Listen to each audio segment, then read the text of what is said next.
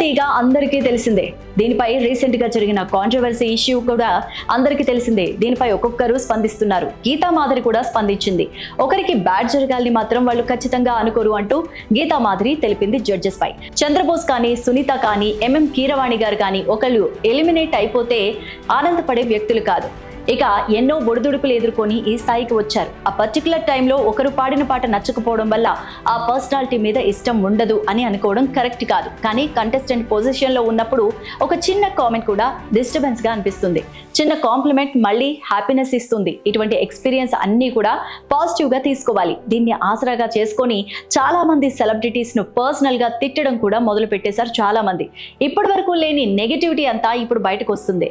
Maybe నేను తప్పై కూడా ఉండొచ్చు, కానీ ఇది నా ఒపీనియన్ మాత్రమే. ప్రవస్తిని తిట్టినా నాకు బాధగానే ఉంది, అలాగే జడ్జెస్ని తిట్టినా నాకు చాలా బాధగానే ఉంది అంటూ గీతా మాధురి చెప్పింది. ఇక ఇప్పుడు ఇదే విషయంపై ప్రముఖ సీనియర్ సింగర్ కౌసల్య కూడా స్పందించారు. ప్రవస్తి మాత్రమే కాదు, కెరియర్లో ఎదగకుండా నన్ను కూడా తొక్కేశారు అంటూ కౌసల్య తన ఆవేదనను వ్యక్తం చేసింది.